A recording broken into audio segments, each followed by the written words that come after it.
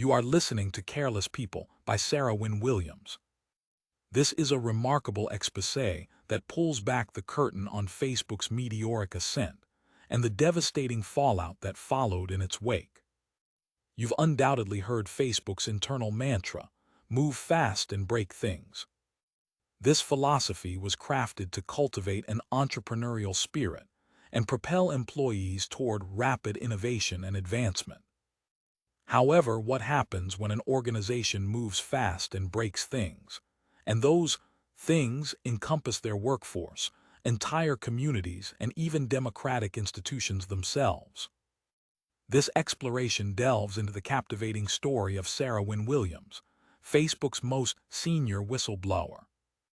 It reveals her compelling and deeply troubling account of unconstrained corporate authority, willful blindness, and avarice that ultimately birthed the Metaverse. Sarah Wynne Williams was an early, though somewhat idealistic, advocate for Facebook's potential to transform the world positively, and she was determined to be part of it. As a former policy specialist at the United Nations, she possessed the expertise to recognize, as far back as 2010, that Facebook would increasingly depend on international policy knowledge to facilitate its worldwide expansion. She subsequently devoted months to leveraging personal contacts within Facebook's global policy division to propose a role as a Facebook diplomat. This proved challenging because, despite its fundamental mission of connecting individuals, Facebook's own leadership was notoriously elusive to identify, much less contact. When she eventually connected with Marn Levine from the policy division in early 2011, she discovered that Facebook had never seriously contemplated recruiting someone specifically to research and negotiate policy matters with governments globally. Wynne Williams's thoroughly researched and practiced presentation about the advantages of collaborating with governments to facilitate Facebook's expansion fell flat, until she highlighted that failing to do so could potentially hinder Facebook's penetration into emerging markets. Merely 1 week following this apparently catastrophic interview, Marn unexpectedly called back. Wynne Williams's forecast that Facebook could enable massive global-scale demonstrations had materialized during the Arab Spring. During the conversation, Marn even suggested that Mark Zuckerberg should claim responsibility for the popular uprisings. Wynne Williams, drawing on her extensive policy background at the UN, recognized this would be catastrophic for Facebook's prospects in China. If Mark Zuckerberg claimed credit for a popular revolution in the Middle East, she explained, it would jeopardize Facebook's potential return to China. Marn responded with silence. She subsequently dismissed the concern, stating they were only considering Western media coverage at that moment, not China. Abruptly, Marn ended the call. Months elapsed without any communication. However, after witnessing the New Zealand earthquake unfold in real time through Facebook months later, Wynne Williams mustered the determination to approach Marn one final time.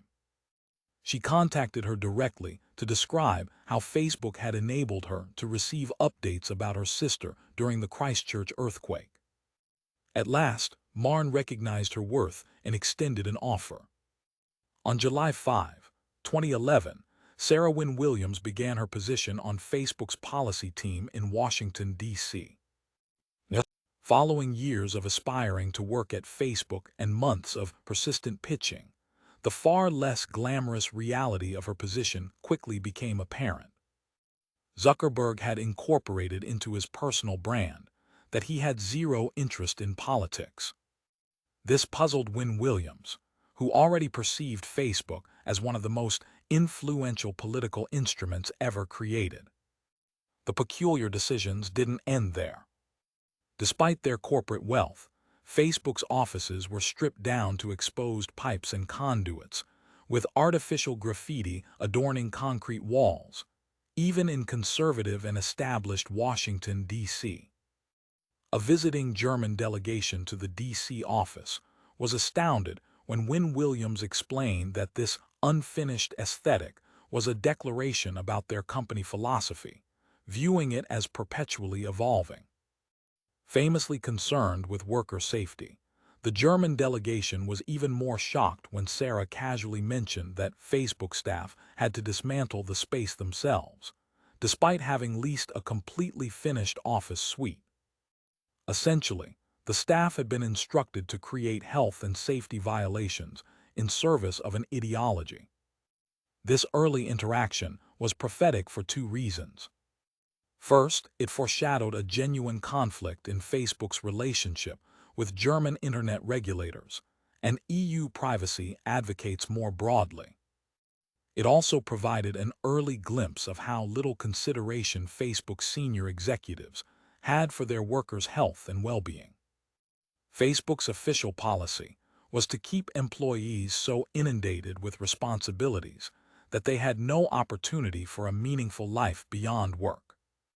This was deemed the optimal approach for productivity, so senior leadership hired fewer people than required and assigned each person an overwhelming number of responsibilities. Everyone, including interns, worked from early morning until very late evening and was expected to respond to texts and messages even during holidays or vacation time. The vision of a connected world was generating a nightmarish work environment from the beginning. By the time Facebook had achieved 1 billion users in October 2012, the policy team was stumbling from crisis to crisis without any coherent strategy. Meanwhile, senior executives realized that to continue expanding, the major populations remaining globally not connected to Facebook were located in places like Iran, Myanmar, and Bangladesh. Places where governments preferred controlling the narrative rather than encouraging social communication. With Facebook running out of expansion opportunities, collaborating with hostile or military governments was now deemed critical. This is why Win Williams soon found herself in the city of Nay Pyi Taw, Myanmar, speeding through empty streets to locate a government building for a meeting between Facebook and Myanmar's new military government. The Government Ministry of Communications and Transportation in Myanmar's new regime was part of a junta. Myanmar had been largely disconnected until then, with internet access priced beyond reach for most citizens. But as the regime opened up, and internet access rapidly shifted from desktops to mobile devices, the junta had begun recognizing the need to engage directly with the digital world. The internet in Myanmar had emerged simultaneously with Facebook. So for the government ministry, Facebook essentially was the internet. When Win Williams arrived, she was like a real person emerging from their smartphones. There was a stark divide between the modern and ancient. The government ministry resembled a medieval court, with golden thrones more than a contemporary administrative building. There was no cellular reception in the ministry responsible for communications. And in a nation where people face arrest for listening to foreign radio stations, they confiscated Sarah's passport at the entrance. The ministry demanded Facebook stop posts that were inciting religious and sectarian violence in Myanmar. They wanted someone at Facebook headquarters to always answer their calls and remove posts they disapproved of, and they found it inconceivable that the company couldn't simply comply with their requests. Win Williams was alone, representing the interests of an entire media platform before a junta responsible for thousands of deaths, and furthermore, she was pregnant. She'd been too frightened to inform her supervisors at Facebook, and consequently ended up meeting with a notoriously dangerous government during a particularly vulnerable period.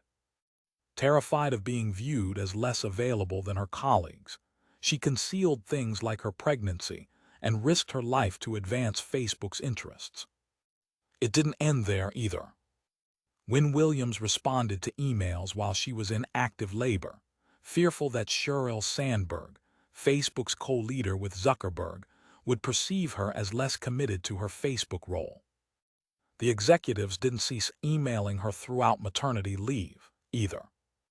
During her second pregnancy, Wynne Williams was dispatched to a Brazilian city that was the center of a Zika outbreak, a notorious danger to pregnant women. She was pressured into traveling very close to her due date, her concerns about premature labor casually dismissed with assurance that the private aircraft she'd be traveling in contained a first aid kit. Even worse, after experiencing a near-fatal amniotic embolism during her second child's birth, she spent weeks in a coma, and months so weakened she could barely stand. But she was relentlessly pressured to return to work and resume a demanding travel schedule. Repeatedly, the message was clear: nothing matters except Facebook's continued growth. Not health, not family, not even your life. By 2016, Facebook had acquired both Instagram and WhatsApp, expanding both its global user base and widening the disconnect between what governments demanded from the company and what Facebook was prepared to provide. This first reached a breaking point in March of that year, when Facebook Vice President Diego Dizadin was arrested in Brazil. Dizadin had been detained for refusing to surrender WhatsApp messages following a court order in a drug trafficking case. Facebook had been blocked in Brazil for 2 days earlier that year for similar reasons, and during that brief period, competitor Telegram had gained more than 1 million users.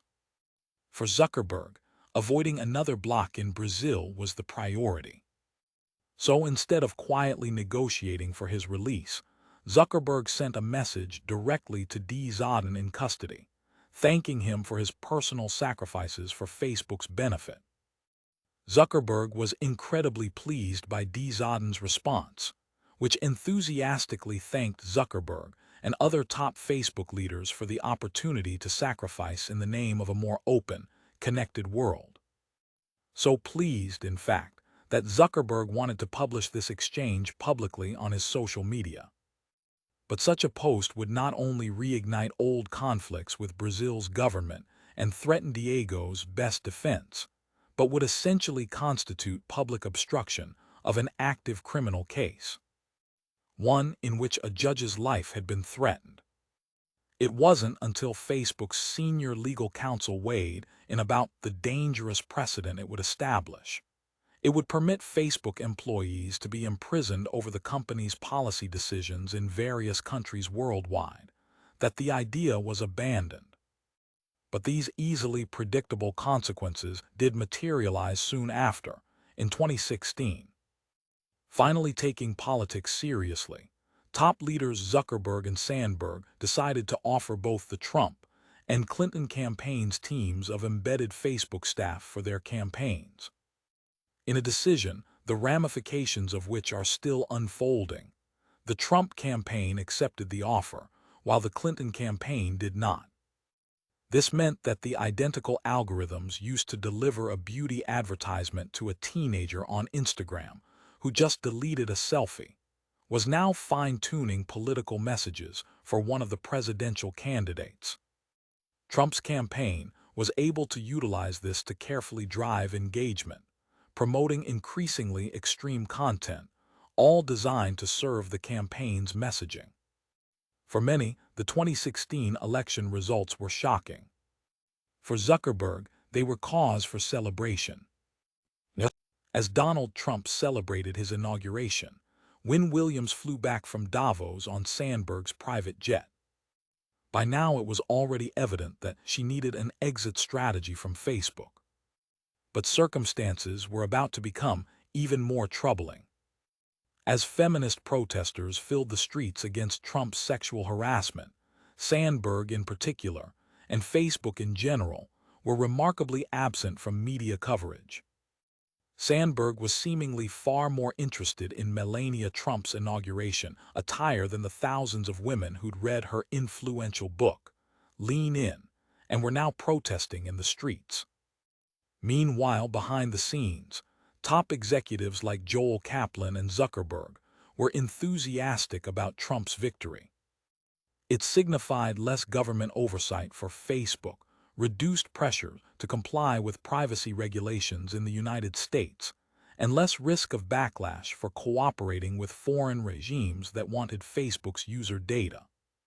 Yet Zuckerberg in particular was angry that journalists were blaming Facebook for an election outcome that many hadn't anticipated.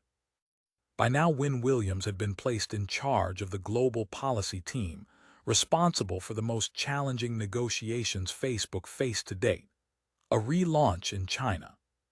Previous negotiations around privacy in the European Union, for instance, required strict implementation of data privacy practices. This included not transferring data to foreign servers or third parties. China was the opposite.